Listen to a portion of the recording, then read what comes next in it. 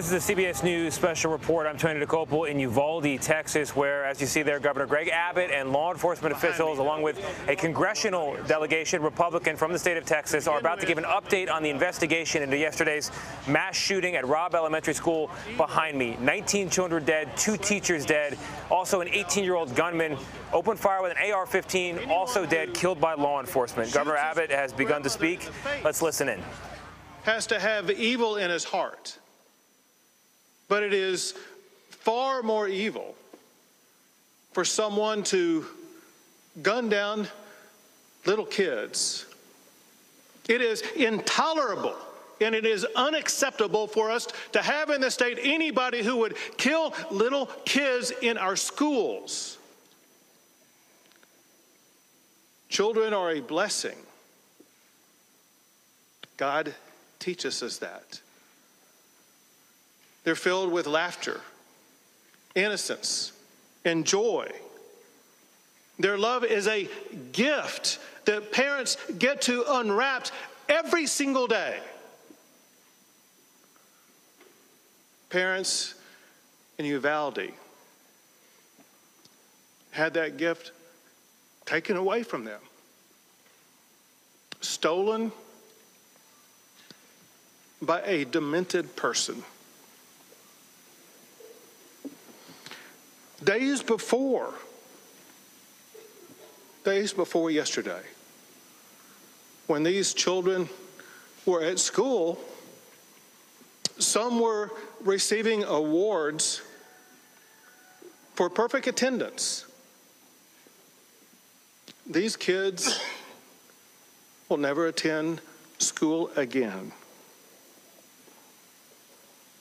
To say the least, Uvalde has been shaken to its core.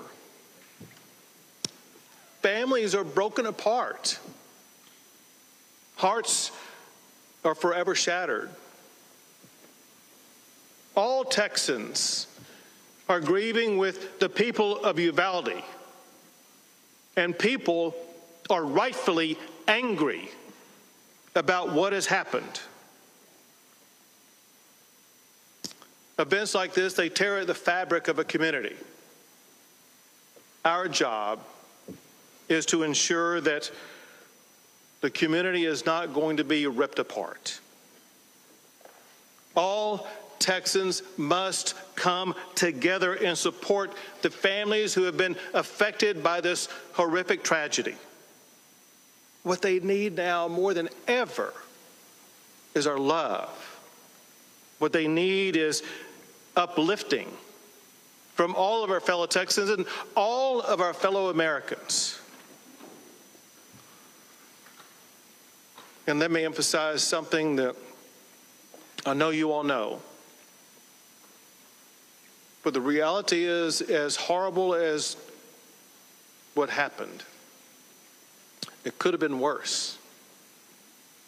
The reason it was not worse is because law enforcement officials did what they do. They showed amazing courage by running toward gunfire for the singular purpose of trying to save lives. And it is a fact that because of their quick response, getting on the scene, being able to respond to the gunman and eliminate the gunman, they were able to save lives. Unfortunately, not enough. But I want to make sure that everybody knows, all of the law enforcement agencies and groups that are involved and were involved in this process. The Texas Rangers are leading the investigation, and they are supported by the Texas Department of Public Safety Highway Patrol, the Texas Department of Public Safety Criminal Investigative Division, DPS Aircraft, DPS Intelligence Counter and Terrorism Division, DPS Crime and Victim Support. They're also supported by the Texas Division of Emergency Management, the FBI, as well as multiple federal partners, including the DEA, ATF, HSI, and Border Patrol. and then, of course, the valiant local officials. The Uvalde Sheriff's Department, Uvalde Police Department, Uvalde Independent School District Police, Uvalde County Constables, Uvalde Mayor, the County Judge, Uvalde District Attorney's Office, local Public Works and surrounding police department, and the San Antonio Police and Fire Department also. Let me walk you through some of the facts of what has happened. There's been a lot of things that have been said. Some are correct, some are incorrect. Let me tell you the best information that we have at this time, understanding, very importantly, that this is an ongoing investigation, and ongoing investigations often reveal new information as those investigations progress. The first thing that happened was that the gunman shot his grandmother in the face. She then contacted police. The gunman fled, and as he was fleeing, he had an accident just outside of the elementary school, and he ran into the school. Officers with the Consolidated Independent School District, they approached the gunman and engaged with the gunman at that time. The gunman then entered a back door and went down 2 short hallways and then into a classroom on the left-hand side. The gunman entered into that classroom, and the classroom was connected internally to another classroom. Border Patrol, Consolidated ISD officers, police, sheriffs, and DPS officers converged on that classroom, and a Border Patrol officer killed the gunman. As I said, Texas Rangers are leading the investigation, joined by federal, state, and local law enforcement officials. At this time, we know that 19 children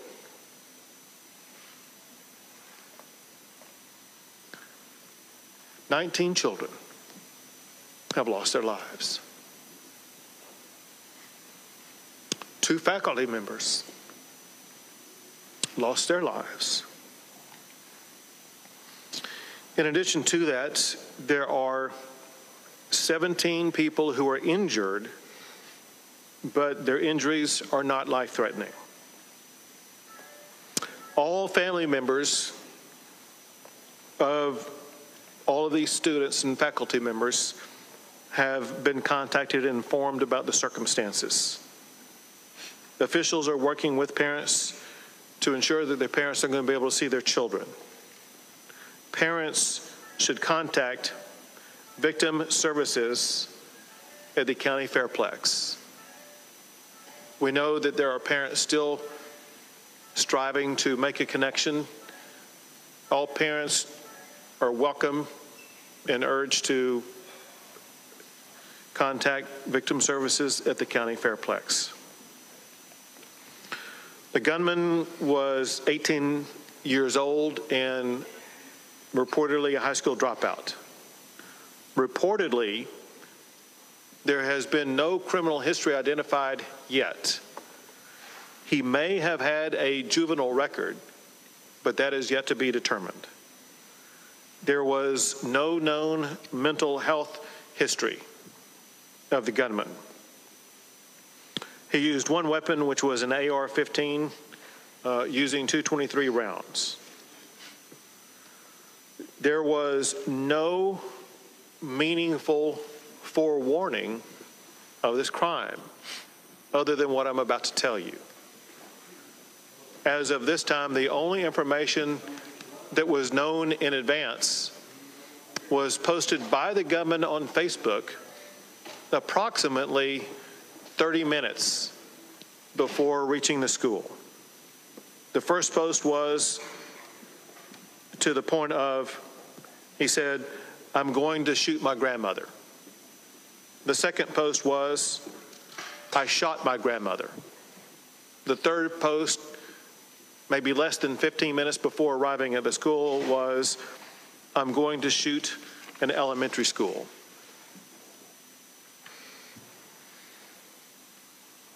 I mentioned that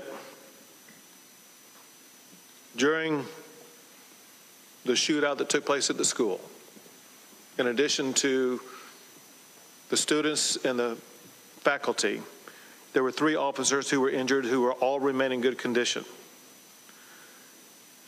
1 deputy sheriff lost a daughter in that school. Before coming out here, we had a long discussion with law enforcement at all levels. We had a discussion with community leaders, elected officials. And I asked the sheriff and others an open-ended question and got the same answer from the sheriff as well as from the mayor of Uvalde. The question was, what is the problem here? And they were straightforward and emphatic. They said, we have a problem with mental health illness in this community. And then they elaborated on the magnitude of the mental health challenges that they are facing in the community and the need for more mental health support in this region. I want to make sure everybody understands the mental health services that are available at this time, with me making one clarifying point in advance that I'm going to redouble down in the aftermath. Whenever anything as shocking and extraordinary and disturbing as this event occurs, there is an urgent need for everybody affected to access mental health. I cannot be more emphatic than saying with great urgency, everybody in this community, I mean everybody,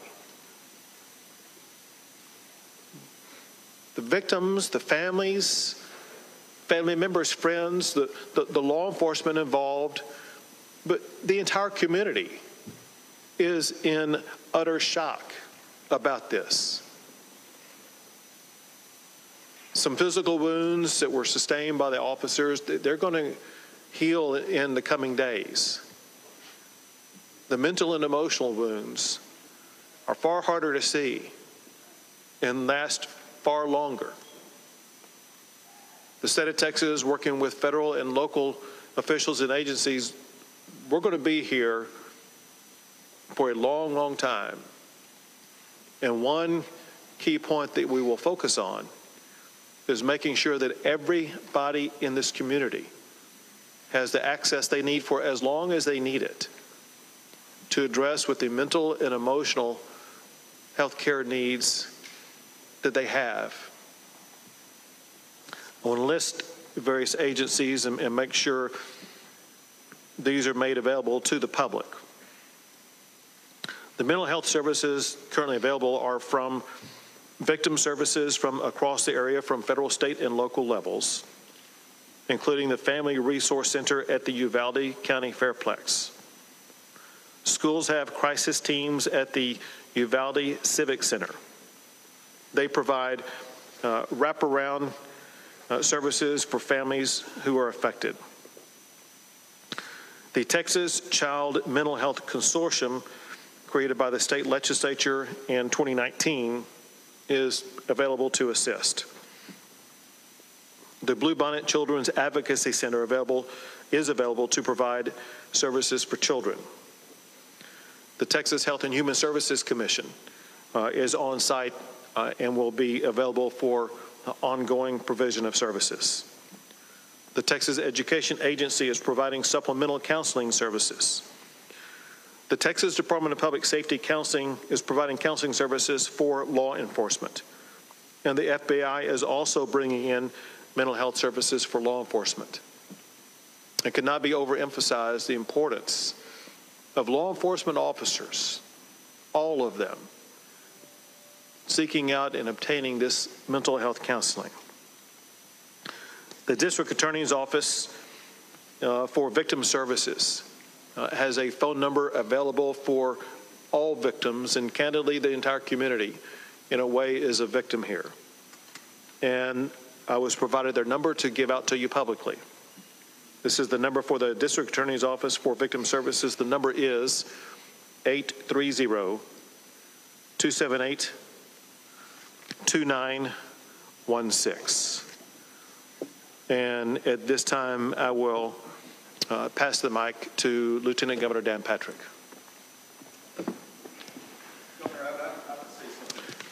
Excuse me. Excuse me. Excuse me. Sit down. You're out of line and an embarrassment. Hey, sit down and don't play this stuff. The next shooting is right now, and you are doing nothing. No, he needs to get his ass out of here. This isn't the place to talk this over. This is totally predictable when you... Sir, you're out of line. Sir, you are out of line. Sir, you are out of line. Please leave this auditorium.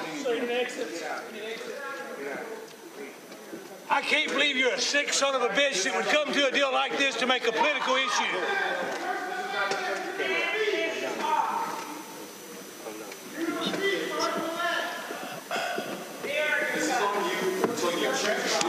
It's on assholes like you. Why don't you get out of here?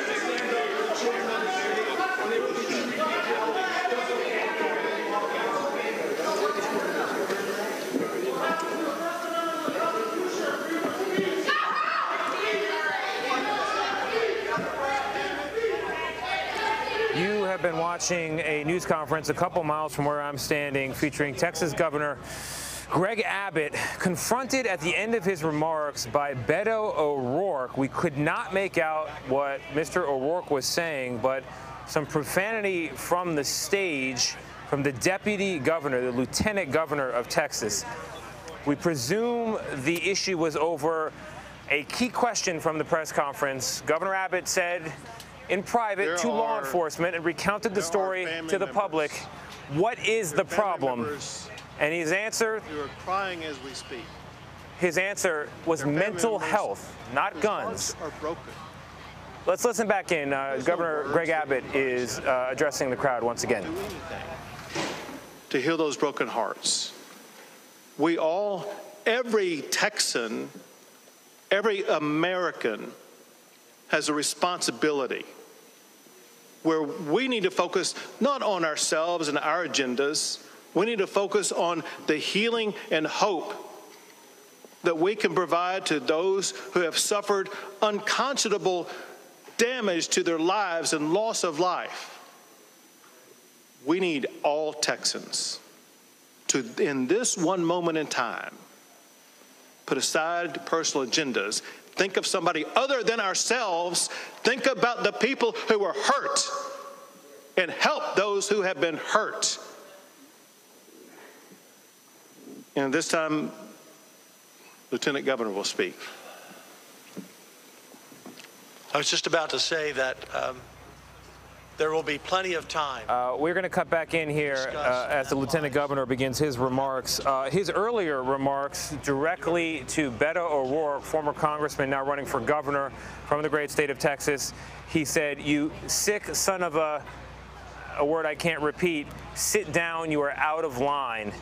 This a difference of opinion, you might say, in the most dramatic form over what exactly is to blame for the massacre in the building behind me and what exactly this community needs now. Healing for those who are suffering or a change to policy to help the next victims, the victims to come.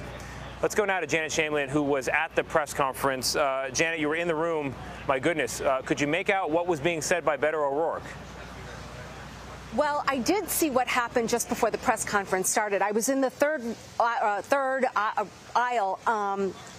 row on the aisle, rather, and there were two people across the aisle from me, and a moment before the press conference started, they got up from their seats when Beto walked in. So they were seat holders for him, and then he sat down. So his presence wasn't really noticed in the 15 or 20 minutes that people were gathering inside because he was not in the room. So this seems something very clearly staged by Beto O'Rourke and his campaign wanting to confront the governor at this moment. Also want to talk just a little bit about some of the new information that we have learned, and it is considerable. We did learn that we knew that the suspect had shot his grandmother, but the governor told us that that grandmother was shot in the face. Also, we learned that a member of law enforcement has lost a child in this, and a few more details just about what happened. There were 2 classrooms that were connected. The shooter was able to access both. And I just have to tell you that it looks like maybe Beto O'Rourke is being removed, or somebody right now, because there's a lot of commotion here behind me. But certainly a news-making press conference that is still going on, Tony. Yeah, Janet, you know, to hear you talk about the seat holders for Beto O'Rourke, it definitely indicates that Beto had a plan to get in there and make some sort of a scene. We still don't know exactly what he said. So it was staged, as you point out. Of course, a press conference, which is what was going on the stage, is also staged. So some political do-si-do here in the state of Texas. 2 other items I think that were interesting, that were new coming out of that press conference. You know what, Janet? We've got Beto with a scrum of reporters and some audio. Let's listen in, hear what he has to say. Todo lo que es posible para prevenir estas masacres que tenemos en cada comunidad. Sutherland Springs, Santa Fe High School en el condado, acerca de Harris, en El Paso también. Tenemos el poder, pero necesitamos hacer algo en este momento. Si no hacemos algo, vamos a continuar con las masacres, como la masacre que tuvimos aquí en Uvalde en esta semana aquí. What his exact purpose was there, but we presume it had something to do with gun control, a policy platform that is important to him and to many others in his party, many other Americans for that matter. Janet, to pick up where we left off, 2 other interesting things from the press conference.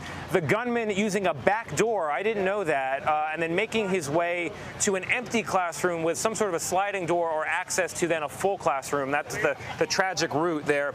And then I was not aware of the Facebook postings. Apparently 30 minutes before he's in the school, there's a posting, I'm going to shoot my grandmother, I've shot my grandmother, and then a final posting along the lines of I'm going to shoot an elementary school. Did we know that was new information, was it not? That's new information. So we knew there were some social media posts attributed to him, but nothing like this timeline that the governor just laid out, that he posted, I'm going to shoot my grandmother, I've shot my grandmother, I'm going to an elementary school, on Facebook reportedly. The other social media posts were on TikTok and other forums. Yeah, it was also interesting that there's no known criminal history, at least adult criminal history, to this fresh 18-year-old, just turned 18 this month. The governor not ruling out possibly some juvenile charges. Key to the debate that followed and the outburst between him and Beto O'Rourke, the governor said there is no known mental health diagnosis for the gunman who slaughtered so many in the building behind me. That would seem to gravely imperil the next statement, which was that mental health is the root of the problem here in Texas. I want to let our viewers know about a recent CBS News poll. It was taken after the Buffalo, New York mass shooting, the one from a weekend ago, before the shooting here in Uvalde. It found that 54% of Americans, so a slim majority, do want laws covering the sale of guns made more strict than they are now. 30% said the laws should be kept about where they are, and 16% want them to be even less strict. It gives you a sense of where the country is. Most people want some sort of tightening of the regulations as they exist. For more on the powers that be in Washington who might be able to change those regulations, let's bring in congressional correspondent Scott McFarland. He's made his way to Capitol Hill for us. Scott, I know you've been trying to talk to members of Congress. What are they telling you? What do you know? Tony, as this is happening, the Senate has begun the procedure to eventually debate 2 new gun control measures, one of which was passed by the U.S. House and would tighten background checks for some gun sales and transfers. But the chairman of the Senate Judiciary Committee told me a short while ago the Senate won't debate those bills or take them up on the floor until after the Memorial Day recess. And the Senate doesn't just take a 3-day weekend for Memorial Day. They don't come back here till the second week of June. So there'll be some time between now and any floor debate.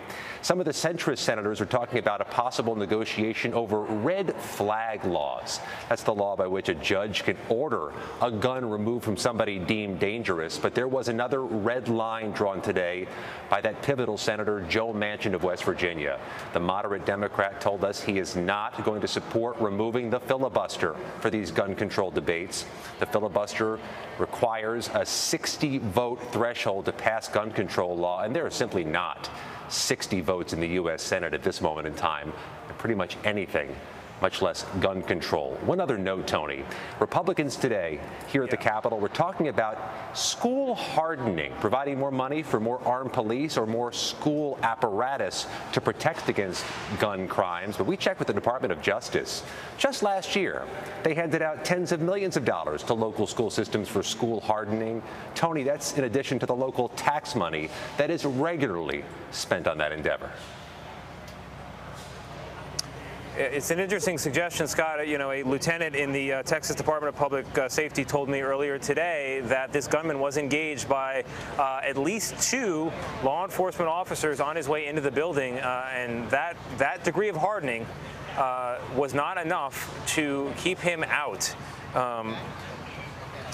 And then it was an elite unit that is actually able to get into the building. But one more question on the Democrats. Senator Chuck Schumer, he has been outspoken on the issue. We heard from him earlier today. What did he say? He's been talking about having a vote to get everybody on the record, a messaging vote. Take a listen to some of his remarks on the Senate floor late this morning. Please, please, please, damn it, put yourself in the shoes of these parents for once. Maybe that thought, putting yourself in the shoes of these parents instead of in the arms of the NRA, might let you wriggle free from the vice-like grip of the NRA, might free you to act on even a simple measure. For the sake of these children, these 9-year-olds, these 10-year-olds, these 11-year-olds, these beautiful children, please, damn it, please, think if it was your child or grandchild. I'll underscore, though, Senator Schumer is going to wait for a formal floor debate until mid-June, Tony. Well, Scott, I mean, we had a show vote when it came to abortion. Now we're talking about a show vote when it comes to a show vote, rather, when it comes to gun control. I wonder when there's going to be some compromise and members of both parties will be able to get behind something. As you say, there's that 60-vote threshold. Scott, thank you. We've got some news here. CBS News has confirmed that 4 of the 21 victims, including an 8-year-old girl, Uzia Garcia, 9-year-old Amory Joe Garza, 10-year-old Annabelle Rodriguez, and the teacher, that was Ava Morales. Those are the 4 known victims so far. Lilia Luciano has been on this part of the story for us, and she's made her way down here to Texas and is over at Sacred Heart Church here in Uvalde. Lilia, good afternoon to you. What do you know? What are you hearing there? Good afternoon, Tony. Well, we're trying to get more details about the lives these young children lived, the lives of at least this one teacher and who the other victims were. I've been talking to people in this community who everybody seemed to be almost directly or pretty directly and indirectly impacted by this. Everywhere I've gone to stores and coffee shops. I've been here at the church. I talked to Father Matthew de Leon, who held a prayer yesterday, and he's been offering services, him and other staff in his church, for the families. He's been talking to little children. He says those little children who survived this horrible shooting, all they were concerned about was their friends. There's going to be a vigil with the Archbishop and the Bishop of Piedras Negras across the border. We'll keep you informed on everything around these victims in this Latino community. Lilia, thank you very much. Tomorrow was supposed to be the last day of school here, the start of summer vacation, but in the wake of this massacre, the superintendent said last night, quote, "The school year is done." Governor Greg Abbott said children are a blessing. That's certainly true. Guns are a right, though, and one seems to be threatening the other at the moment. Our coverage will continue on CBS News Streaming, your local news, and tonight on the CBS Evening News. This has been a CBS News Special Report. I'm Tony Dokoupil in Uvalde, Texas.